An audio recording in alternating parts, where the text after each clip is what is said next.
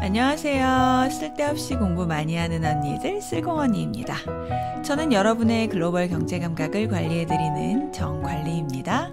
안녕하세요. 금쌤입니다. 네, 아유 금쌤 반갑습니다. 반갑습니다. 아유 이제 여름이에요, 그죠? 맞습니다. 네, 아유 공부하기 좀 어려워지는 그런 계절이 왔네요. 네. 요새 또 덥고 습해가지고 네. 장마 전이라 더 그런 것 같습니다. 그렇죠. 네, 하지만 마음먹기에 따라 시원한 곳에서 집중하면 공부가 피서가 될 수 있지 않을까 생각합니다. 그렇습니다. 사실 요즘엔 어딜 가나 대부분 냉방은 잘 돼 있으니까요. 맞습니다. 공부하면서 오히려 더위도 피하시고 시간도 알차게 보내실 수도 있겠어요. 네. 오늘의 초콜릿 댓글 소개합니다. 네. 아이디 NNNMM님께서 써주셨어요. 네. 새로 입문한 청취자입니다. 시간 가는 줄 모르고 듣게 되네요. 앞으로도 좋은 방송 기대하겠습니다. 아유, 감사합니다. 감사합니다. 네, 요즘 댓글이 비수기예요. 아, 그런가요? 네. 그래가지고 이거 어쩌나 또 걱정하고 있었는데 네. NNNMM님 덕분에 연명했습니다. 아유, 감사합니다. 네. 감사합니다. 이 시간 가는 줄 모르고 들으셨다니 너무 감사해요. 네. 이 무언가에 몰입하는 순간 정말 놀랍지 않나요? 그러게요. 네. 이 그런 놀라운 순간을 쓸공 언니가 드렸다니 너무 기쁘고요. 막 힘이 솟아나네요. 감사합니다. 앞으로도 우리 쓸고님들의 시간을 의미 있게 순삭해드릴게요. 네. 자, 오늘은 미국에서 수많은 기업들이 비트코인을 사들이고 있다라는 소식이 있어서 함께 공부해 봅니다. 네. 2025년 6월 10일 The Wall Street Journal 기사입니다. 네. 지금 미국에서는 수많은 기업들이 비트코인을 대량으로 사들이고 있다고 해요. 이것은 마치 유행처럼 번지고 있다고 합니다. 야. 이 암호화폐와 상관이 없는 기업들조차도 이 유행에 동참하고 있습니다. 제가 알고 있는 그 비트코인 맞나요? 네, 맞아요. 와, 비트코인이라면 상승과 하락폭이 커서 위험한 자산인데 왜 기업들이 그것을 대량으로 사들이고 있죠? 그 이유는요. 네. 투자 포트폴리오의 다양화와 인플레이션을 해지하는 등 다양한 이유가 있기는 합니다. 하지만 요즘 기업들이 비트코인을 대량으로 사들이고 있는 이 유행, 이것은 비트코인이 자사의 주가를 상승시켜 줄 것이라 믿기 때문이래요. 이 디지털 자산을 도입하면 투자자들에게 미래지향적이고 혁신적인 기업 이미지를 줄 수 있기 때문이죠. 기업 이미지를 좋게 해서 주가를 상승시키는 것이 목적이라면 좀 위험해 보이는데요? 네, 그렇죠. 네. 월스트리트 관계자들도 이런 걱정을 하고 있어요. 이 한 관계자의 말에 따르면 이런 유행은 암호화폐를 새로운 위험에 빠뜨릴 것이다 라고 해요. 왜냐하면 경제혼란의 시기에 비트코인은 셋오프, 즉 대량 매도 사태가 일어나기 쉽기 때문이죠. 맞습니다. 경제혼란의 시기에 비트코인을 보유한 기업만 위험에 빠지는 것이 아니라 네. 비트코인 자체가 위험에 빠질 수도 있다는 거군요. 네, 맞습니다. 네. 이런 위험이 있음에도 불구하고 지금 미국의 기업들은 암호화폐를 사들여 기업의 자산으로 만들고 있습니다. 이 비트코인의 전도사라고 불리는 마이클 세일러라는 분이 계신데요. 네. 이분은 자신의 소프트웨어 기업인 스트래티지를 암호화폐 저장소처럼 바꿨어요. 이 다른 기업들도 이런 예를 따르고 있고요. 예전에 암호화폐와 관련이 전혀 없던 기업들 60개가 이제는 비트코인 재무 전략을 추진하고 있는데요. 네. 이 회사들은 소프트웨어 마케팅, 헬스케어 분야의 기업들입니다. 일부 회사들은 단순히 비트코인을 구매하는 것뿐만 아니라 이더리움, 솔라나, XRP와 같은 소규모 토큰에도 투자하고 있대요. 단순히 비트코인만이 아닌 다양한 디지털 자산을 보유하려고 하는군요. 네. 이 상황이 이렇다 보니 한편에서는 이런 기업들이 스스로 재앙을 불러들이고 있다는 우려 섞인 목소리가 나오고 있습니다. 네네. 자, 이렇게 스불제라고 비판하는 이유 중 하나는 이제까지 비트코인과 같은 디지털 자산이 변동성이 매우 높았던 것과 관련이 있습니다. 네. 쉽게 말하면 가격이 폭락했다, 널뛰기를 했는데요. 만약 비트코인이나 다른 암호화폐 토큰의 가격이 급락한다면 그로 인한 대량 매도 사태로 기업의 주가 역시 함께 급락할 수 있다는 거죠.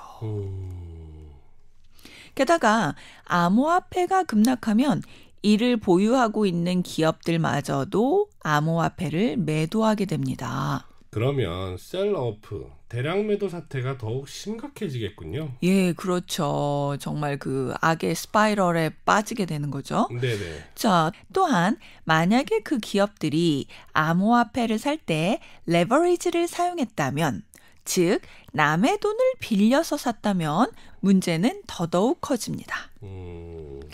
월스트리트의 한 관계자는 우리는 이제까지 암호화폐 관련 전략에서 이런 타입의 자본활동을 본 적이 없다라고 말합니다.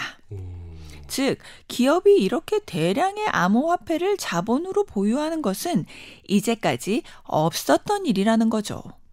이렇게 암호화폐를 회사의 자본으로 보유하는 것이 암호화폐의 가격이 상승할 때는 좋은 전략이 되겠지만 반대로 가격이 하락하면 큰 혼란이 올 수 있겠는데요? 예, 맞습니다. 네. 그럼에도 불구하고 기업들이 암호화폐를 보유하겠다는 발표를 하면 네. 그 기업들의 주가가 크게 상승합니다. 이 트럼프 대통령이 비트코인을 강력하게 지지하면서 지금 비트코인의 거래는 사상 최고치를 기록하고 있는데요. 네. 월스트리트 은행가들과 애널리스트들의 말에 의하면 앞으로 비트코인 거래는 더더욱 많아질 것이라고 합니다. 이렇게 기업들에게까지 암호화폐가 인기가 높아지다 보니 월스트리트 은행들은 암호화폐를 구매하려는 기업들에게 파이낸싱을 서로 제공하려고 경쟁하고 있습니다. 자, 물론 공짜로 빌려주지는 않아요. 네. 한 예로 스포츠 베팅 마케팅 기업인 샤프링크 게이밍이란 곳이 있는데요. 네. 이 기업은 지난 2023년 6월에 블록체인 회사인 컨센시스 소프트웨어가 주도하는 4억 2,500만 달러 규모의 사모펀드에 투자했어요. 이로써 샤프링크는 이더리움을 가장 많이 보유한 상장 기업이 되었죠. 그런데 이 발표 후에 샤프링크의 주가가 28% 하락을 했어요. 그 또 다음 날에는요. 캐나다 재생 에너지 기업인데요. 좀 유명한 곳인데 네. 솔라뱅크라는 곳이 있어요. 네. 이곳도 비트코인 재무 전략을 발표했는데요. 그런데 주가는 1%밖에 상승하지 않았습니다. 앞에서 비트코인 재무 전략을 발표하면 해당 기업의 주가가 종종 많이 오른다고 했었는데 네. 이 경우들은 그렇지가 않네요. 예, 그렇죠. 하지만 비트코인 재무 전략으로 주가가 많이 상승한 기업이 있기는 있어요. 예, 바로 우리나라 엔터테인먼트 기업이에요. 와. 아마 이게 뭐 주식에 관심이 있으신 분들은 뭐 아실 수도 있는데요. 네. 그냥 흔히 우리가 알고 있는 뭐 SM 하이브, YG 이런 곳이 아니고요. 네. K-웨이브 미디어입니다. 자, 이 K-웨이브 미디어는요. 국내 컨텐츠 업계 최초로 지난 5월 14일 미국 나스닥에 상장되어 거래가 시작되었습니다. 이 K-웨이브 미디어는 컨텐츠 투자자와 제작사, 머천다이즈 전문 기업들이 합병해 탄생한 종합 엔터테인먼트 기업인데요. 영화 서울의 봄, 파묘 아시죠? 네. 예, 이 영화들에 투자한 벤처 캐피탈 솔레어 파트너스의 주도로 설립되었다고 해요. 이 K-웨이브 미디어가 비트코인을 사기 위해서 최대 5억 달러 규모의 주식을 판매할 계획을 발표하면서 주가가 130% 이상 올랐어요. 와. 투자자들은 K-웨이브가 미디어 및 엔터테인먼트 산업에서 비트코인 재무 전략의 선례가 될 수 있을 거라는 기대를 하고 있대요. 130% 이상 올랐다니 대단한데요? 그렇죠? 네, 비트코인의 힘일까요? 아니면 K컬처의 힘일까요? 그러게요. 네. maybe 둘 다? 둘 다? 네. 자, 다시 기사로 돌아와서요. 네.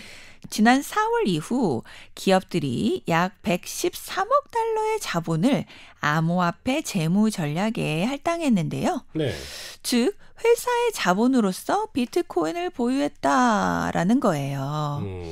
자, 이 113억 중에는 트럼프 대통령의 트럼프 미디어 앤 테크놀로지 그룹, 약자로 TMTG라고 하는데요. 네. 이 TMTG의 돈도 포함되어 있어요.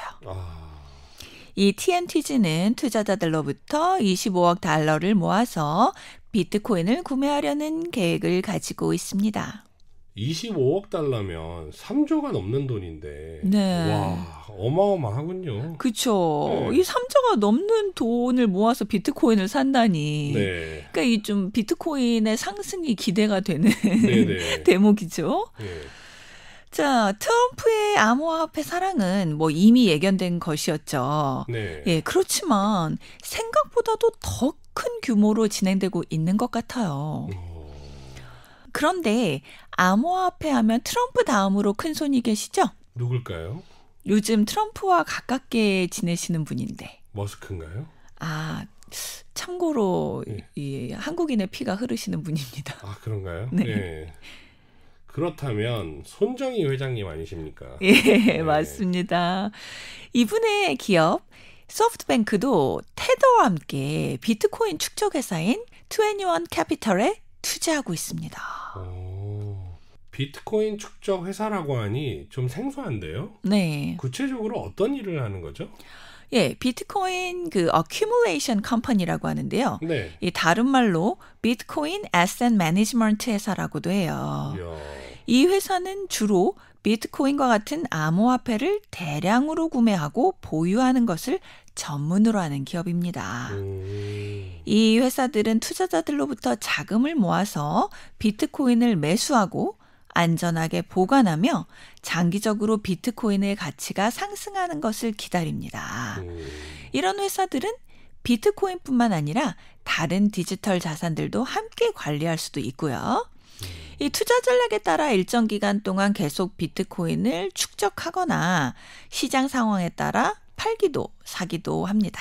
즉 비트코인 축적 회사란 개인 투자자나 기관을 대신하여 비트코인을 모아두고 장기적인 가치 상승을 목표로 하는 금융 자산 관리 회사라고 볼 수 있습니다.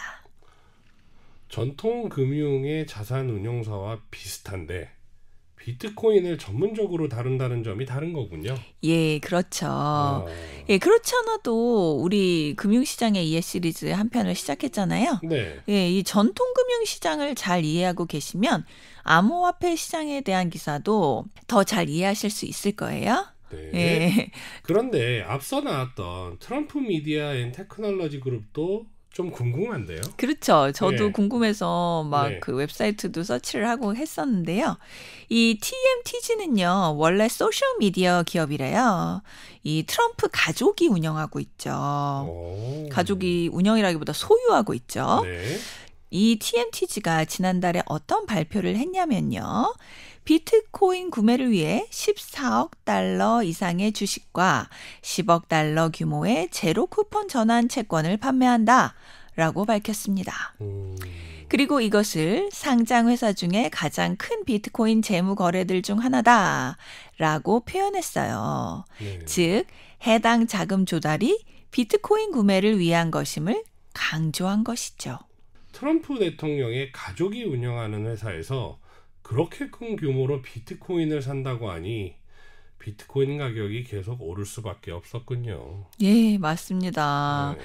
자, 그런데 네. 트럼프 가족은 TMTG만 가지고 있는 것이 아니에요.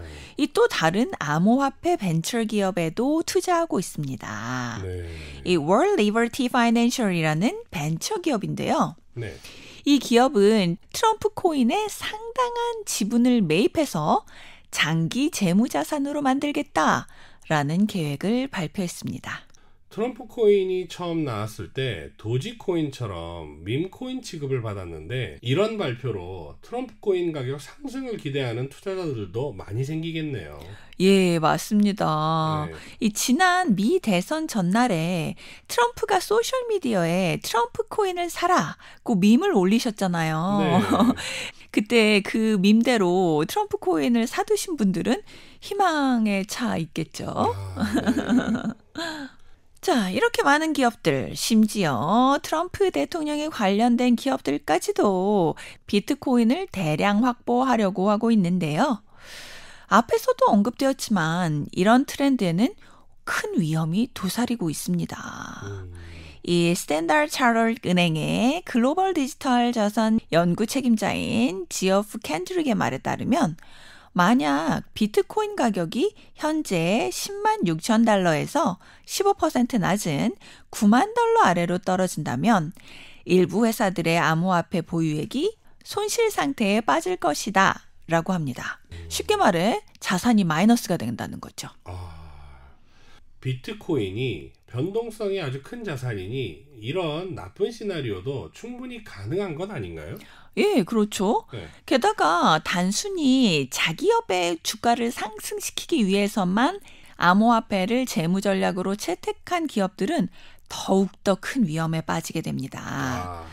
이 많은 주식 투자자들이 빠른 수익을 기대하며 암호화폐 재무 전략을 채택한 기업의 주식을 사는 거잖아요. 네. 예, 비트코인을 가진 기업을 장기적인 관점에서 투자하진 않으니까요. 네. 자, 그만큼 경제적 위기나 사이버 범죄가 발생해서 암호화폐의 가격이 급락할 경우 투자자들이 빠르게 손을 털고 나올 가능성이 큰 것이죠. 자, 암호화 화폐는 변동성에 따른 위험이 다른 자산들보다 더욱더 높은 것을 투자자들도 이미 인식하고 있기 때문에 조금만 이상한 낌새가 있어도 주식보다 아주 빠른 손절을 합니다.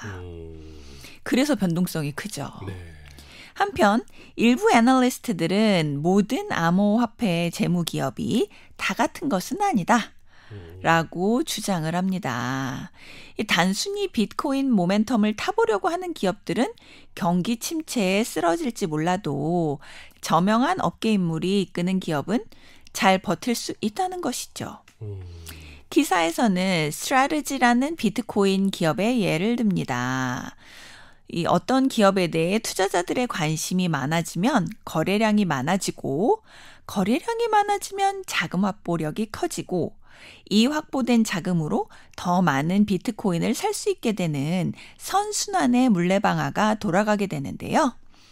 많은 좀비 기업들이 비트코인을 사려는 전략을 시도하겠지만 이런 선순환의 물레방아를 확보하지 못하면 버티기 어려울 것이라고 합니다. 비트코인이 기업에 투자하려면 옥석을 잘 가려라 이런 얘기겠네요.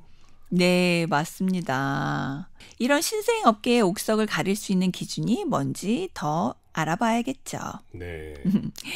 자, 슬공님들, 아유, 오늘 더우신데 또 함께 공부 같이 하시느라고 수고 많으셨어요. 네.